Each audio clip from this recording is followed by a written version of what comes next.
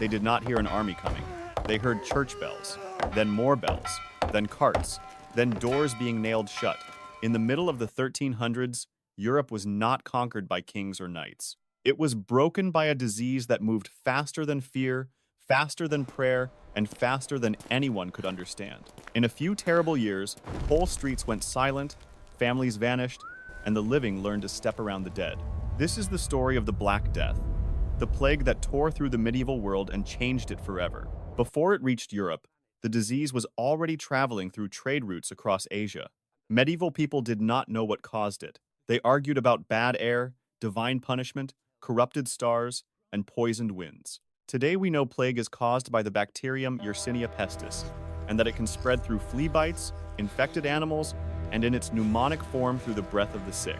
But in the 1300s, there were no microscopes, no antibiotics, and no way to see the enemy. People were facing a killer they could describe but not understand. The disaster that entered Europe in 1347 came out of war and commerce at the same time. In Crimea, at the Genoese trading port of Kaffa, the army of the Kipchak Khan Janibeg was struck by plague during a siege. As his forces collapsed, chroniclers recorded a terrifying act. Plague-infected corpses were hurled toward the city. Whether every detail happened exactly as later retellings describe it or not, the larger result is clear. Disease moved through that conflict zone and onto ships. Trade carried wealth, and now trade carried death. Then the nightmare reached Sicily. In early October 1347, ships brought plague to Messina. From there, it spread with terrifying speed. By January 1348, it had reached Genoa and Pisa. By February, it was in Venice. Ports that had once meant food, silk, grain, and profit became openings in the walls of Europe. Once the plague entered a harbor, it followed merchants, sailors, animals, and carts inland. Roads that connected cities now connected graveyards. To understand the speed, imagine the map in sequence. Messina in October 1347, Genoa and Pisa by January 1348, Venice by February, Southern England by August 1348, London ravaged in early 1349, Scotland and Scandinavia by 1350. This is not a slow medieval drift. It is a rapid chain of transmission along the arteries of trade. The more connected a place was, the more exposed it became. Prosperity became a pathway for infection. From Italy, the plague spread across Europe in waves. It struck North Africa, Spain, and France in 1348. It moved into Austria, Hungary, Switzerland, Germany, and the Low Countries in 1349. In England, a ship from Calais carried the plague to Melcombe Regis in Dorset in August 1348. It reached Bristol almost immediately. London suffered most violently between February and May 1349. By 1350, the disease had reached Scotland, Scandinavia, and the Baltic.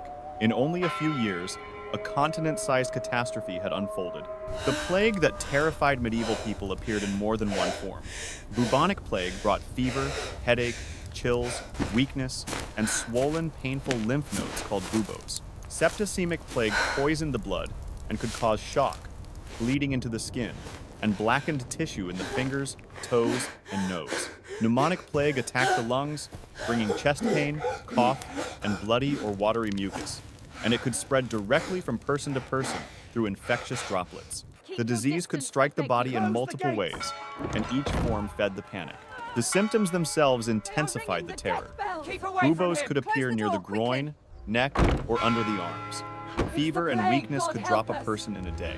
In septicemic cases, skin and tissue could darken and die, feeding the terrifying imagery that later attached to the name Black Death. In pneumonic cases, a person could begin coughing blood and infect others through the air.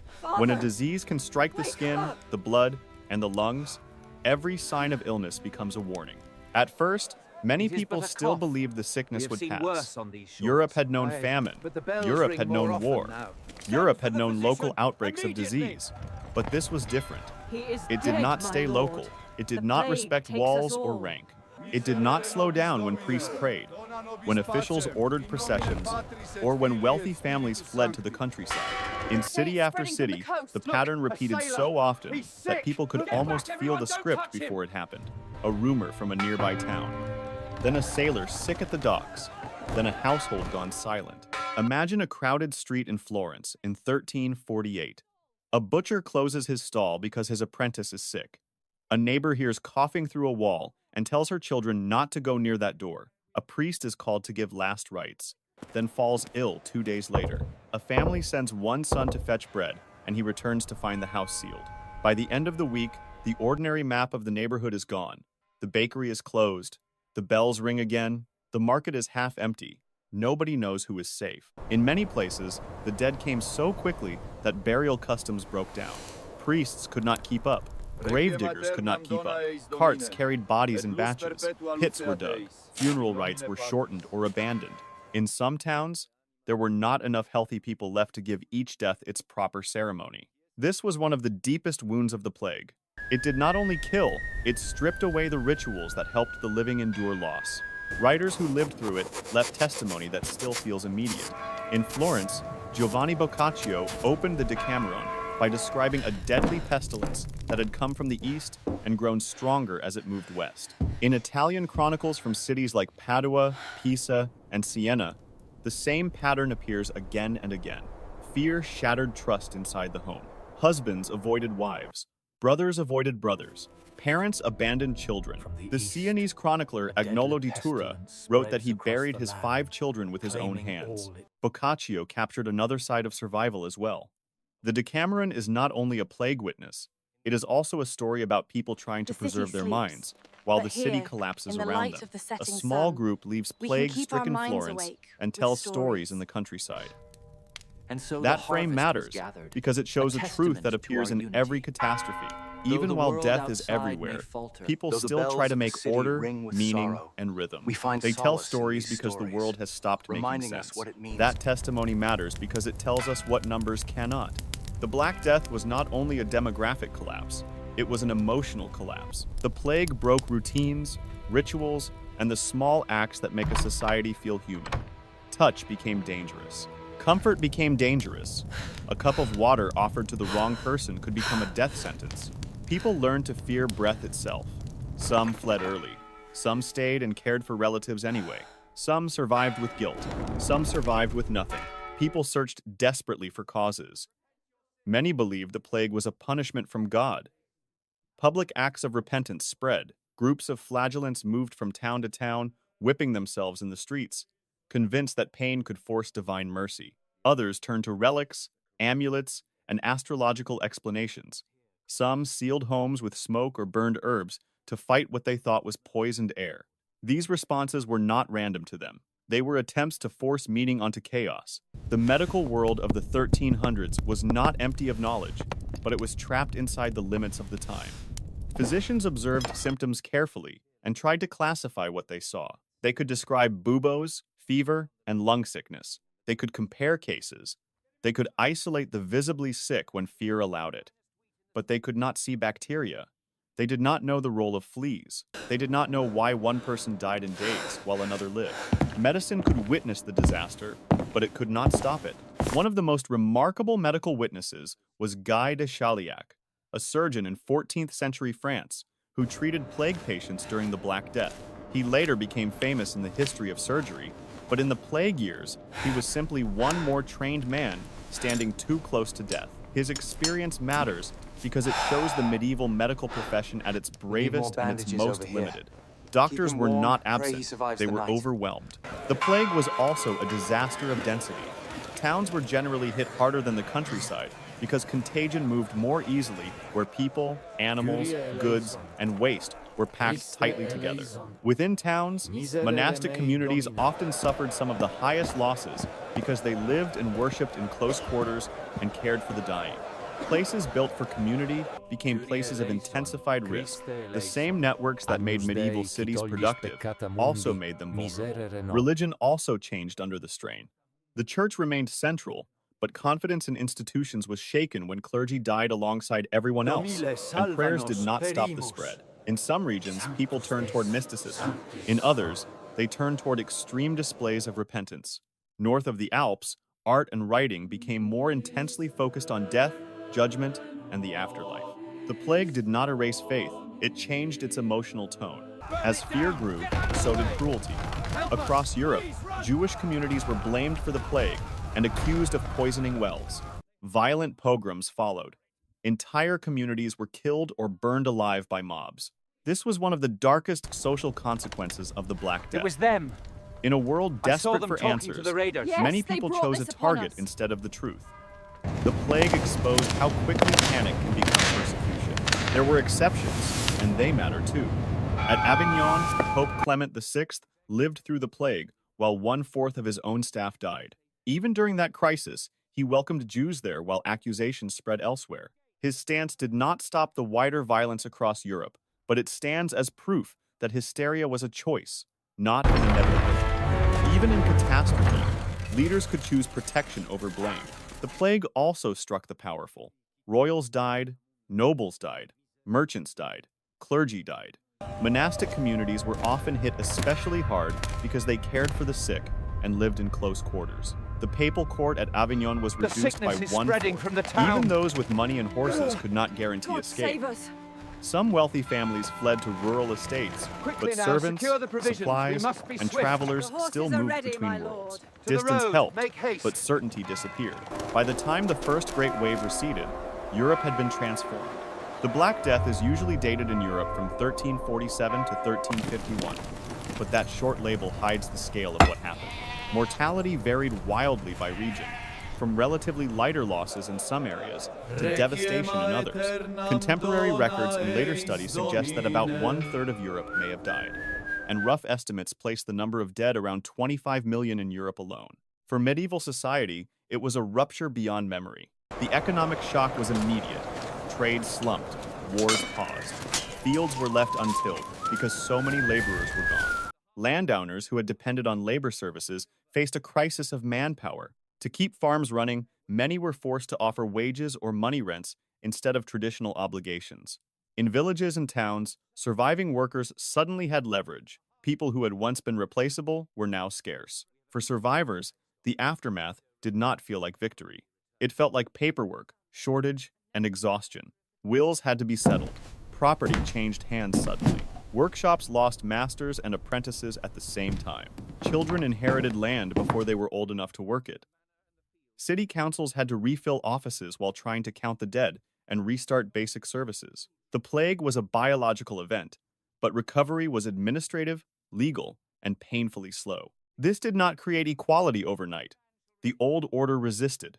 In England, the crown and landowning classes tried to hold wages down to pre-plague levels. The Statute of Laborers in 1351 was part of that effort. It was designed to preserve old prices and old labor conditions in a world where population loss had already changed everything. The law was not just an economic measure. It was a political message. Elites understood that labor scarcity could shift power, and they wanted to stop that shift. The attempt to freeze wages after the plague is one of the clearest signs that medieval rulers understood the social danger. Even if they did not understand the pathogen, they could not stop the bacteria, but they could see what labor scarcity was doing to prices and status. Laws like the Statute of Laborers were an effort to command reality back into its old shape. Yet recurring plague kept undermining that effort. Each new wave reminded everyone that the workforce was smaller and therefore more powerful, but the numbers kept arguing back. The first wave was not the last.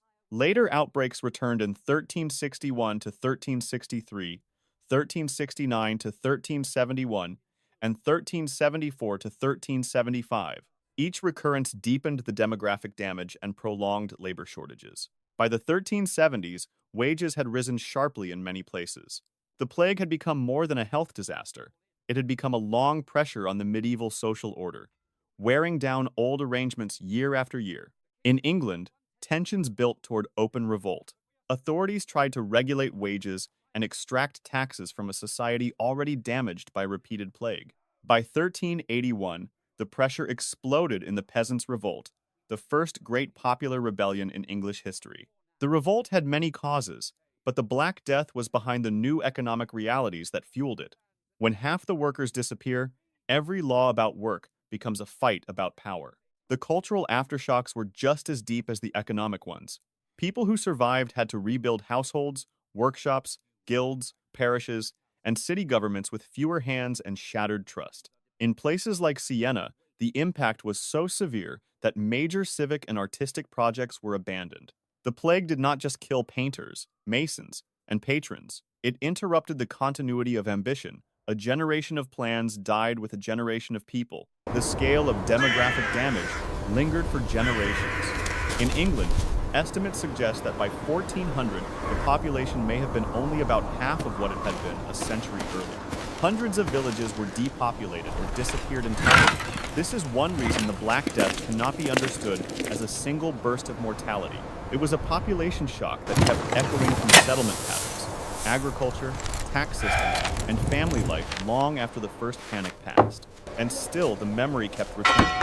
Because the plague returned, there were recurrences in 1390 and 1400 as well, and new waves kept fear alive. Medieval people did not get to place the Black Death neatly in the past. They lived with recurrence. A fever in the next district could reopen old panic. A ship arriving at port could change the mood of a city by sunset. Even when commerce resumed, confidence did not fully return, and the memory of social behavior during the plague never fully faded. Chroniclers remembered not only disease but abandonment, the collapse of funerary customs, and the fear that made people distrust one another. They also remembered courage. Some people remained with the sick when others fled. Some officials stayed in cities that everyone else wanted to escape.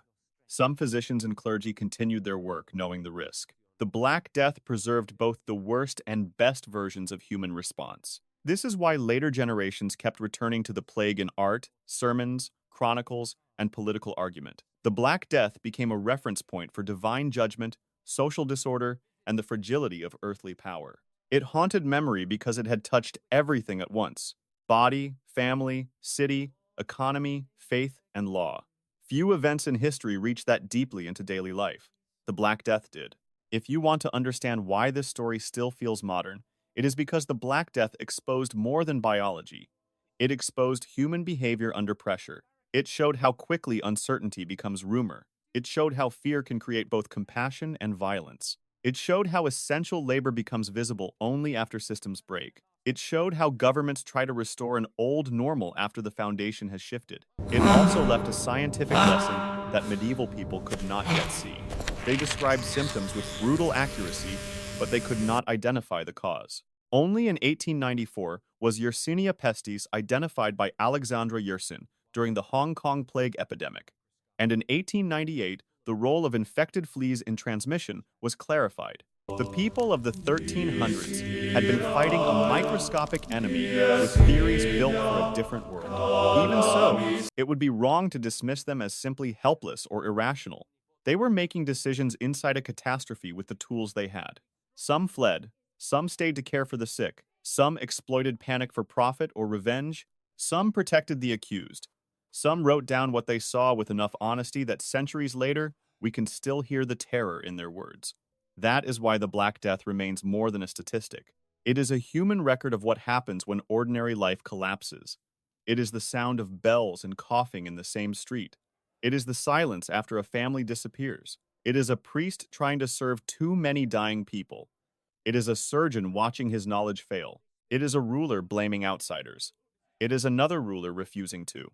It is grief, fear, labor, and power all colliding at once. When we picture the medieval world, we often imagine castles, kings, and cathedrals.